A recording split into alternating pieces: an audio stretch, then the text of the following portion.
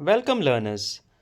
Today we are going to delve into a very important literary device that is refrain. So let's start with its definition. Refrain is a recurring line. Recurring line means repeating lines or a phrase in a poem.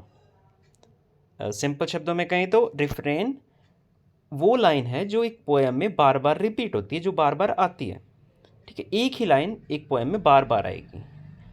इसको हम और अच्छे से समझते हैं by referring to the Oxford dictionary of literary terms.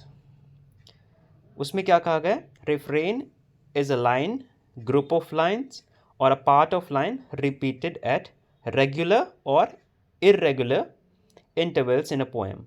यानी एक line भी हो सकती है किसी पोएम में, एक ग्रुप ऑफ लाइन यानी 3-4 लाइन्स भी हो सकती हैं। ठीक है, वो एक पोएम में रिपीट हो रही हैं बार बार। और रेगुलर का मतलब है कि जैसे कि कोई एक लाइन ले लेते हैं हम, और वो लाइन एक स्टैंजा के लास्ट में आती है हमेशा। ठीक है, यानी ये रेगुलर हो गया। पर कोई लाइन ऐसी भी होगी जो कभी किसी स्टैंजा के लास्ट में आ रही है, पर कभी वो बीच में आ रही है। ठीक है, ये हो गया। इसको हम और अच्छे से समझते हैं by referring to examples. So examples के लिए we can refer to a very famous poem by Dylan Thomas which is known as Do Not Go Gentle Into That Good Night। उस पोएम में जो ये लाइन है do not go gentle into that good night, ये बार बार repeat हो रही है क्योंकि ये है ही इतनी इंपॉर्टेंट लाइन। क्योंकि आपने ये पोएम पढ़ी होगी, इस पोएम में जो नरेटर हैं वो अपने पिताजी को इंस्पायर करने की कोशिश कर रहे हैं। क्यों? क्योंकि उनके पिताजी अपनी अंतिम क्षणों में, यानी उनकी डेथ होने वाली एक तरह से, वो अपने डेथ को देख सकते हैं। तो वो अपने पिताजी को इंस्पायर कर रहे हैं कि आपको मृत्यु को इतनी जल्दी एक्सेप्ट नहीं करना है ना, इतनी जल्दी आपको एक्सेप्ट नहीं करना। तो वो उनको इंस्पायर करने की कोशिश करते हैं। ठीक है, और ये दूसरी लाइन होगी rage rage against the dying of the light. ये लाइन भी काफ़ी बार रिपीट हो रही है अलग अलग स्टेंजा में। इरेगुलर मतलब जो कि अलग अलग लाइंस में, अलग अलग, ज़रूरी नहीं है कि स्टेंजा के लास्ट में या फिर फर्स्ट में, बीच में भी।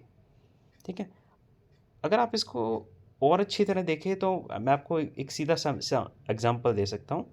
जो आप म्यूज़िक सुनते हो, ठीक है, उसमें जो गाने का मुखड़ा होता है, यानी जो मेन लाइन होती है, जैसे हम अरिजीत सिंह का एक गाना लेते हैं तुम ही हो, उसमें ये लाइन होती है क्योंकि तुम ही हो, अब तुम ही हो, ज़िंदगी अब तुम ही हो, चैन भी मेरा दर्द भी मेरी आशिकी भी अब तुम ही हो। ये लाइन, ये 4 लाइन्स हैं, रिपीट होती हैं पोएम्स में। ये इसे हिंदी में मुखड़ा कहते हैं। ठीक है, तो इसको आप इस तरह से भी समझ सकते हैं। और ज़्यादातर जो रिफ्रेन होते हैं वो कहाँ आते हैं? एक स्टैंजा के एंड में, यानी लास्ट लाइन में। ठीक है, और जब कभी एक ग्रुप सिंगिंग होती है, यानी एक 3-4 लोग या काफ़ी लोग एक गाना गाते हैं, उसे कोरस भी कहते हैं, उसे कोरस कहते हैं।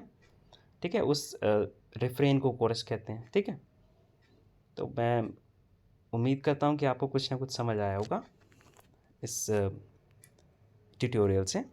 Thank you.